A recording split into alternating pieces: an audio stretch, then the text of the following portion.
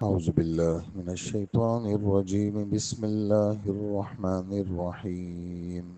فذكر فما أنت بنعمة ربك بكاهن ولا مجنون. أم يقولون شاعر نتربص به ريب المنون. قل تربصوا فإني معكم من المتربصين. أم تأمرهم أحلامهم بهذا أم هم قوم طاغون. أم يقولون تقوله بل لا يؤمنون. فليأتوا بحديث مثله إن كانوا صادقين.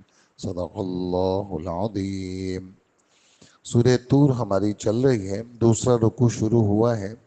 آیت نمبر 29 سے آپ حضرات تلاوت سنی، 29 سے 34 تک یہ 6 آیتیں ہیں، اور آگے اور بھی اس کا مضمون ہے کہ جناب رسول اللہ صلی اللہ علیہ وسلم پر یہ مضامین جو پیچھے گزرے ہیں یہ بطور وحی اللہ نے بھیجے، اور یہ سارے واجب التبلیغ ہیں، یعنی ان کا پہنچانا ضروری ہے، لہٰذا آپ ان مضامین کو پہنچاتے رہیں۔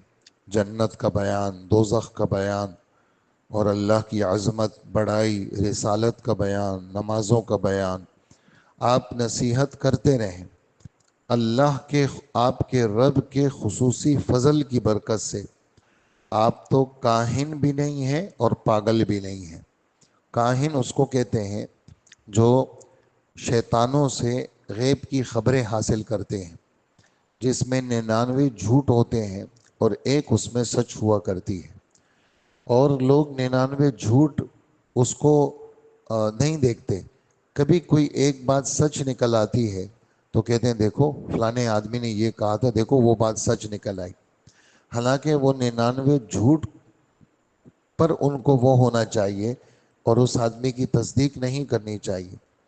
اور جیسے حضور صلی اللہ علیہ وسلم پر کسی وجہ سے کچھ عرصے تک وحی بند ہو گئی تھی، تو ایک مشرک خاتون نے یہ جملہ کہا تھا کہ آپ کو آپ کے شیطان نے چھوڑ دیا، نعوذ باللہ، یعنی گویا آپ کا تعلق شیطانوں کے ساتھ ہے۔ تو اللہ جل جلالہ اس میں نفی فرما رہے ہیں کہ آپ کا شیطانوں سے کیا تعلق۔ وما تنزلت بہ الشیاطین، یہ 19واں پارہ ہے۔ وما ينبغي لهم وما يستطيعون، کہ یہ قرآن شیطان لے کے نہیں اترے، اور شیطانوں کا تو بس بھی نہیں ہے اس میں۔ انہم عن السمع لمعزولون، اور وہ شیاطین اوپر جاتے ہیں، لیکن کیا ہوتا ہے، اوپر فرشتے ان پہ آگ برساتے ہیں، اور آسمانی باتوں کے سننے سے ان کو معزول کر دیا گیا ہے۔ یہ 19واں پارہ ہے۔ لہٰذا آپ کا شیطانوں سے کیا لینا دینا، آپ کاہن نہیں ہیں اور آپ پاگل بھی نہیں ہیں، اس لیے کہ ان ظالموں نے یہ جملہ کہا 14ویں پارے کے بالکل شروع میں، وَقَالُوا يَا أَيُّهَا الَّذِي نُزِّلَ عَلَيْهِ الذِّكْرُ إِنَّكَ لَمَجْنُونَ، کافر کہنے لگے اے وہ شخص جس پر یہ قرآن اتر رہا ہے آپ تو پکے پکے پاگل ہیں، نعوذ باللہ۔ تو اللہ پاک یہاں نفی فرما رہے ہیں کہ بالکل بھی نہیں، آپ پاگل بھی نہیں ہیں، پاگلوں کی یہ باتیں نہیں ہوتی، لا الہ الا اللہ کی باتیں پاگلوں کی نہیں ہیں، جنت دوزخ کو صحیح صحیح بیان کرنا یہ پاگلوں کا کام نہیں ہے۔ لہٰذا دو چیزوں کی آپ سے نفی ہو گئی۔ ان آیتوں میں رسالت کا بیان ہے جو آج کا سبق ہے ہمارا، کہ آپ سچے پیغمبر ہیں، لہٰذا لوگ جو کچھ بھی بکیں، بکنے دو ان کو، آپ کا کام ہے تبلیغ کرنا، نصیحت کرنا، لوگوں تک باتیں پہنچانا۔ ضروری نہیں ہے کہ سبھی آپ کے موافق ہوں، لوگ کہتے ہیں بھی سارے ہمارے ہو جائیں، چاہت تو یہی ہے لیکن ہوتا نہیں ہے اس طرح، لہٰذا لوگ مخالفت بھی کریں گے، ادھر ادھر کی باتیں بھی کریں گے، لیکن آپ نے نصیحت کرنا ہے۔ فذکر، ذکر یذکر تذکیرا، نصیحت کرتے رہنا، بار بار نصیحت کرنا۔ اور اسی ابھی پچھلی سورت جو گزری اسی میں ایک آیت ہے جو آپ حضرات نے وہاں بھی سنی اور ویسے بھی سنتے ہیں آپ، وذکر فإن الذکریٰ تنفع المؤمنین، نصیحت کرتے رہنا یہ ایمان والوں کو نفع دیتا ہے، اس لیے کبھی بھی آدمی کو خاموش نہیں رہنا چاہیے۔ یہ وقت خاموشی کا نہیں ہے کہ بھئی ہم اپنی عبادت کریں گے، اپنی تہجد، اشراق، چاش، توابین، نفلیں پڑھیں گے، عبادت کریں گے، ہمیں کسی سے کیا لینا دینا، ایسا نہیں ہے۔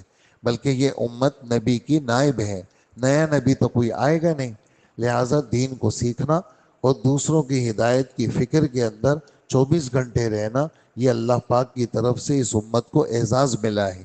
لہٰذا لوگ تو کچھ سے کچھ کرتے رہیں گے، ہم نے اللہ کی بات کرتی رہنی ہے۔ فذکر، آپ بات کرتے رہیں، اللہ کے خصوصی فضل سے آپ کاہن بھی نہیں ہیں، کاہن کا میں نے ترجمہ کر لیا، اور آپ پاگل بھی نہیں ہیں۔ اسی طرح یہ لوگ آپ کے بارے میں کہتے ہیں کہ آپ شاعر ہیں، سورہ یاسین میں اس کا جواب ہے، وَمَا عَلَّمْنَاهُ الشِّعْرَ وَمَا يَنبَغِي لَهُ، ہم نے اس نبی کو شعر کہنا نہیں سکھایا۔ شعر بھی ایک کمال ہوتا ہے کہ سکھایا جاتا ہے، لیکن نبی کو ہم نے اشعار بھی نہیں سکھائے، نبی کے لیے شاعر بننا مناسب بھی نہیں ہے، نبی کے لیے شاعر بننا مناسب بھی نہیں ہے، اور نہ ہم نے ان کو شعر و شاعری سکھائی ہے۔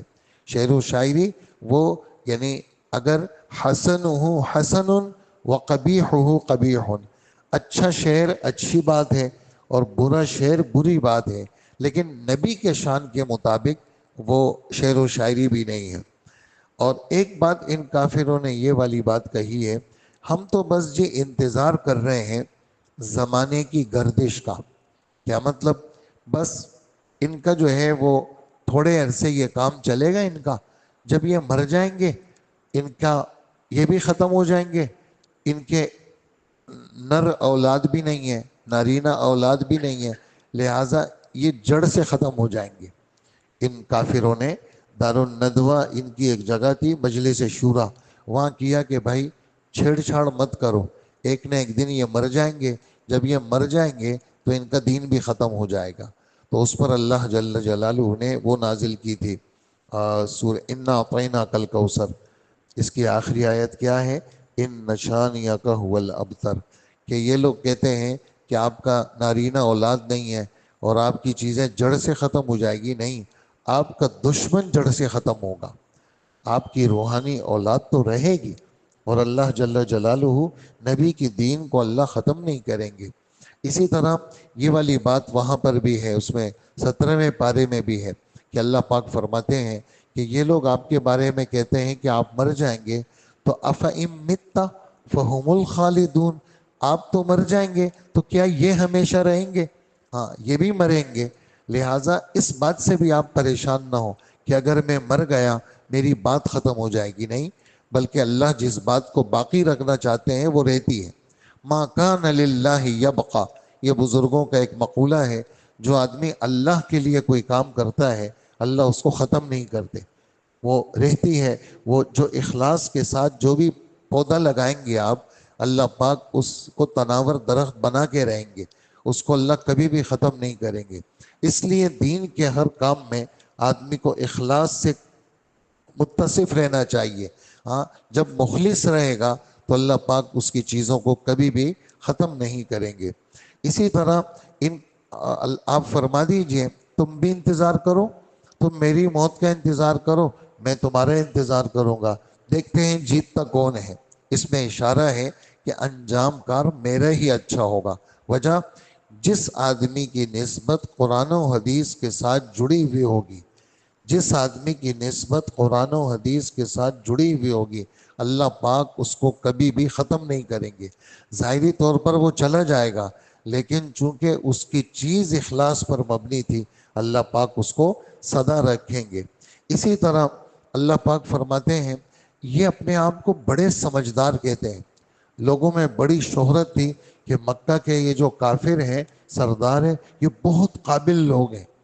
ابو جہل کا نام ابو جہل نہیں تھا، ابو جہل کا نام ابو الحکم تھا، حکم کے معنی فیصل، لوگ اس کے پاس فیصلے لاتے تھے، اور بڑا جرگے والا آدمی تھا، بڑا پنچایت کمیٹی کا بڑا آدمی تھا، لیکن ایسی واضح سی بات ہمارے نبی کا دشمن بنا، ہمارے نبی نے اس کا نام ابو جہل رکھا۔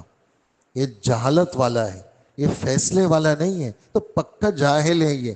اتنی آسان سی بات یہ سمجھ میں نہیں آتی اس کو، لا الہ الا اللہ محمد الرسول اللہ، آخرت سچ ہے، یہ اتنی آسان سی بات، سادی سی بات، یہ رد کر رہا ہے، اس سے بڑا احمق کوئی نہیں ہے۔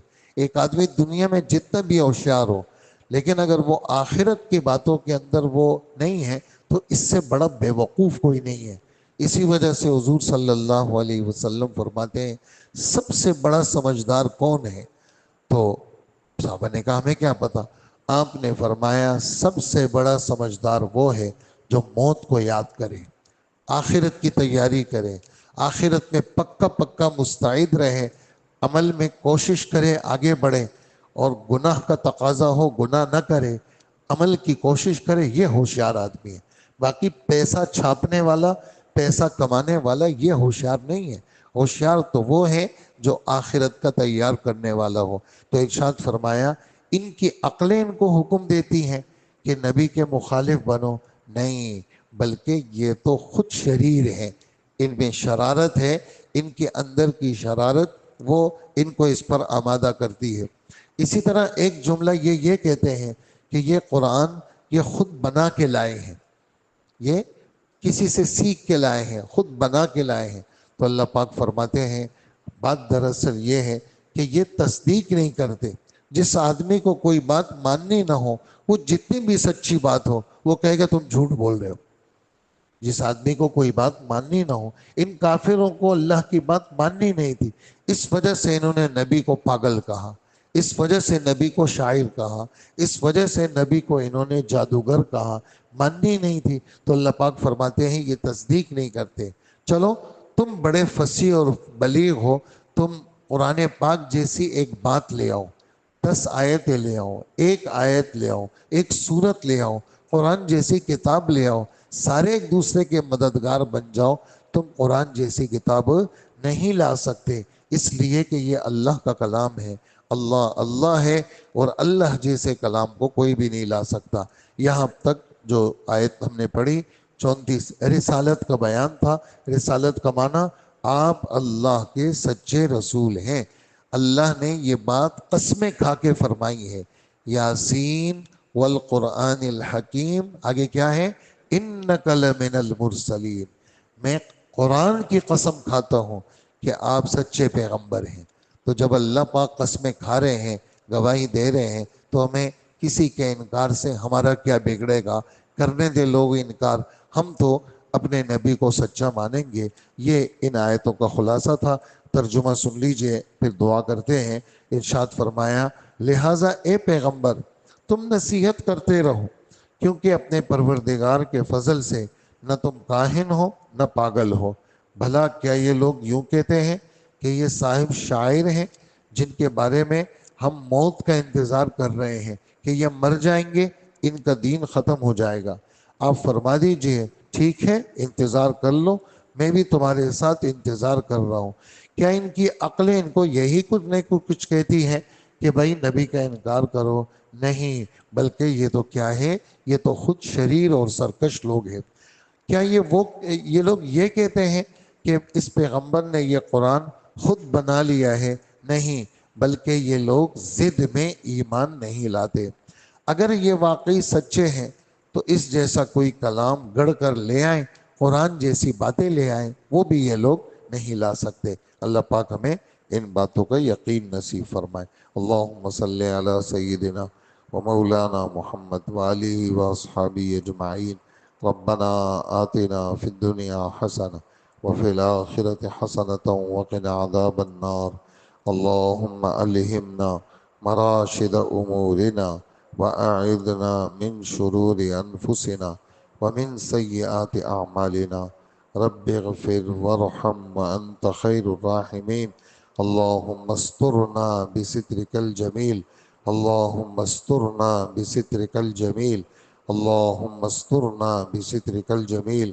اللهم إنا نعوذ بك مما نخاف ونحذر۔ رب اغفر وارحم وأنت خير الراحمين برحمتك يا أرحم الراحمين۔